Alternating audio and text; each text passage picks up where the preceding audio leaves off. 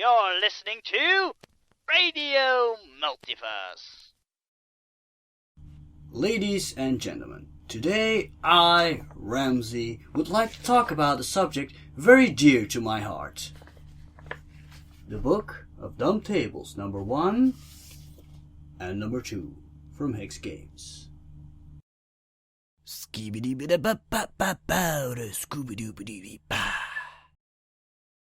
Now, if you've been following our games, especially the first session of Gardens Halloween, you know that I love these things. I mean, they're full of all kinds of random tables, and personally I think that as a GM you can never have enough random tables. But are these books really as good as I made them seem during that one game? Let's have a closer look, shall we?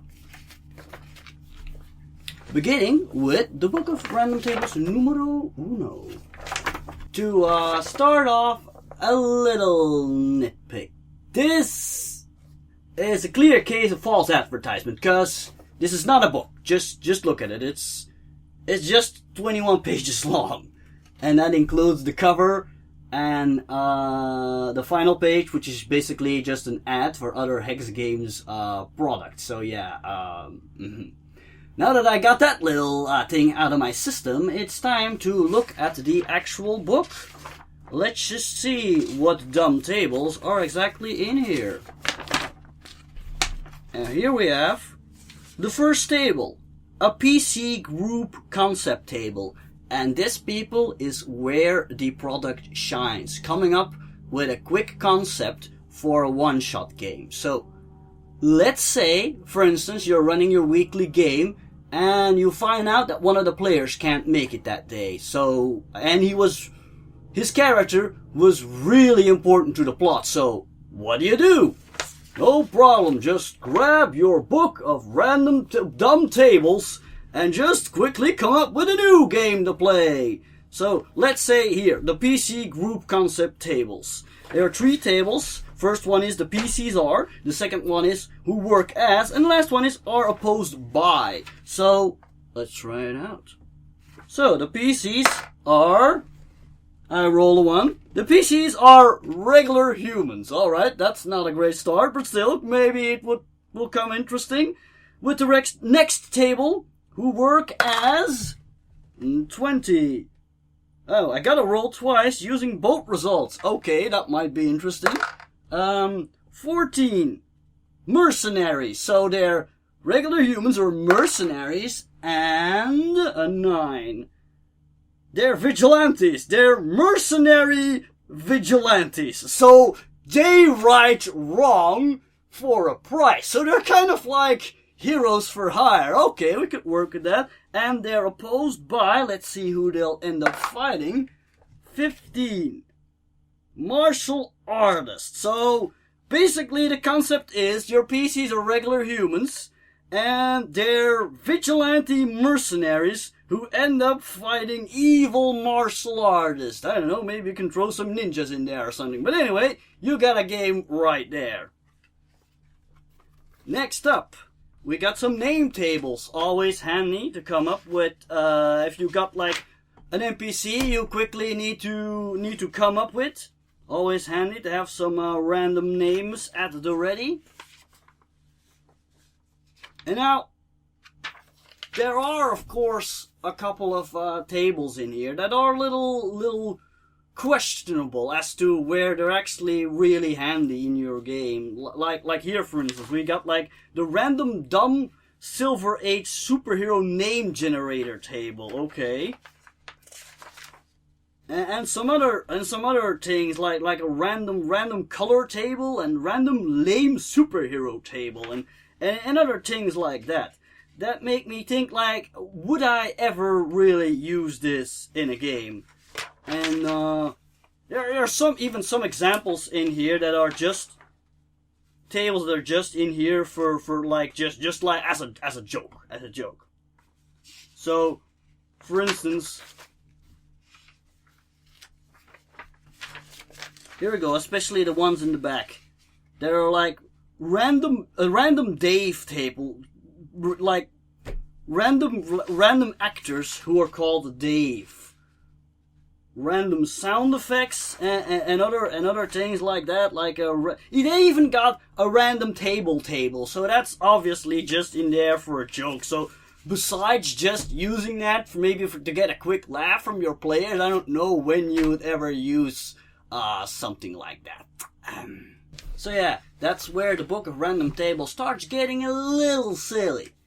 If you know the guys behind Quacks, you immediately, of course, recognize their humor. But also, I want to point something out. Even though it says Quacks on the cover, this isn't just for Quacks. You can basically use this with any kind of tabletop RPG. It's not specifically for the system. But getting back to what I said earlier, where the product really shines is coming up with a quick plot for your game. So for instance, take this for instance, we have a high concept table here. 2 tables, the first one it's like X, and the second one is meets Y. So let's have a try. Let's see what we come up with here. 12, it's like Aladdin. You say Aladdin or Aladdin? It's like Aladdin meets Titanic. Okay, I guess you could do something with that. Sure, why not? And further adding to that, there's other things in there, like a random plot table and a random plot twist table. Random plot twist table, personally, I think this is perfect for when your players go off into a completely different direction than you had planned. Again, so quickly give a roll on the plot twist table to see what happens next. So yeah, it's full of a lot of those neat kind of tables. There's even like even a special guest star table, sure. So yeah, like I said at the beginning, it's a great product to have as a GM. You can never have enough random tables, like I always say. But unfortunately, there's also a lot of jokey tables in here that I doubt you're ever going to use. But hey, this only cost me $2, so for that kind of price, I don't think you have a lot to complain about. Now then, let's move on to the Book of Dumb Tables number 2. And just as we can see on the cover, there's even more dumb tables this time. Now, I'm not going to lie to you people. This one is the one you really want. Sure, the first one has a couple of handy tables, but this one is full of it. So, let's have a look. So, just like with the first book, there's good concepts in here for making a quick game. Like the first page here we got here is coming up with a game premise. So, let's try that out. The first table it says it's so let's find out what it is. It's a psychological thriller, okay. We're already getting very serious here. So it's a psychological thriller, and the second table says version of. So it's a psychological thriller version of number 18. Gone with the Wind. Okay, maybe you could turn that into some kind of a murder mystery? I don't know, you can go off into a lot of directions with that one, I guess. But yeah. I forgot the third table. As directed by. So it's a psychological thriller version of Gone with the Wind, as directed by number 2, Steven Spielberg. So yeah, that's gonna be a very epic and cinematic movie, probably. I mean, game. Alright. And in the next part, we come to characters. Like here, for instance, we have random character archetypes. Personally, I use this a lot during my Gardens of Halloween games. So whenever the group would go go to a house to trick or treat and I didn't have anything prepared, I would just roll my character archetypes table and just quickly generate one. It's really handy. As a GM, you often have to just come up with NPCs on the spot, and that's where these tables really come in. Again, just like with the last one, you've got some tables in here that are a little questionable. So, for instance, right here, I got a table for random Nicolas Cage characters. First off, you're thinking like, when would I ever use this? But let's not dismiss it before we've tried it. So let's just see. Nicolas Cage shows up and he is 5. He's a college professor. Alright. Nicolas Cage is playing a college professor. And let's just see what he is doing there. Number 5. He's a college professor with a mission. Someone killed his wife, and now he's out for revenge. Yeah, you got a premise for a game right there. So, even if some of these seem pretty silly, personally, I've already found a use for them. And, yeah. We've got even more, like, stuff to make up random NPCs. Personality types. I also find that very useful. Personality traits. Quirks, and even what is the character doing right now. So, yeah, gone are the days of just wrecking your brain to come up with another NPC for the 100th time. Just randomly generate them. Now, come up to the next part. Is something typical for Quacks games. In a lot of Quacks products, I found that instead of describing what a certain character looks like, they often just state who would play him or her in a movie. And the next couple of pages are kind of devoted to that, to tables full of, random actors.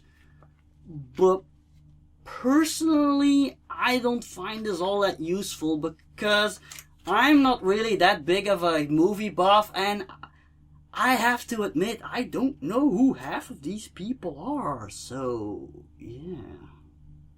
Anyway, moving on. Random tables for, locations. Yeah, that's also very handy. Let's just say that your, villain character made an escape. And unexpectedly, the player characters actually managed to follow him, and you're like, oh crap, I hadn't really prepared this, so there's gonna be probably an action scene, so let's look at the action scene locations. Let's just see where the epic battle will take place. I've rolled a 19. And we got a rickety bridge. Rickety bridge. Whoa, that's like perfect to have like an epic finale or something. Probably the bridge will collapse at some point and people will start like falling into the river. Yeah, you've got like an epic fight on your hand right there. And next one. I also personally find this very handy. Small town names, to randomly generate a name for a small town. Especially handy if you're running some kind of a game where your players like wandering adventurers or something. Next up, we got stuff. It says so right here. Gamers love stuff. Here's some stuff. Hey, they've got it. They know us pretty well right there. Like random pocket contents and other great stuff like that. Introducing new plot elements. There's tables for that too. Monster of the week for when you can't come up with what foe they're gonna face that week. Random monster death scenes. There's a lot of great stuff in there too. And fight scene events. This is also very handy for in case you wanna like spice things up a little bit. Oh, I especially love number 8. Angry Poodle. A vicious but ineffective bystander joins the fight. Sure. And my personal favorite, near the back of the book, is random Halloween costumes, and random tricks and random treats. I don't think I have to tell you for which game I use these ones a lot. So, in closing, while the first book was a little questionable to its uses, the second book of Dumb Tables is just packed full of useful content. It's a little more expensive than the first one, $5, but for that you get 34 pages full of really handy random tables. Both of them also have some jokey tables in them, but honestly they're often quite funny. My favorite one is, of course, in the second book again, random, where it's in here somewhere, give me a moment, here we go, random Liefeldian pouch contents. Now, for you comic book lovers, this is typical for 90s superheroes. I mean, it's hilarious. Open, all your heroes will have a lot of pouches, and let's see here, my personal favorite is number 1, more pouches. So yeah, while the first one is good, the second one is a definite must-have, especially for a GM with a sense of humor. My final verdict is, I like them. Both books are available through Drive-Thru RPG, and you can find the links to said pages down below in the description. And that's it for today. This was Ramsey, thanking you for watching. And as always, don't forget to keep on rolling those dice.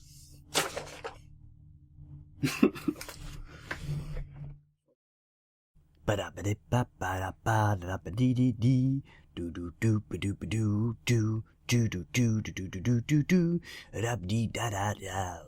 Scooba doo ba doo doo doo ba dee ba dee beep ba ba da ba da ba ba. Ha.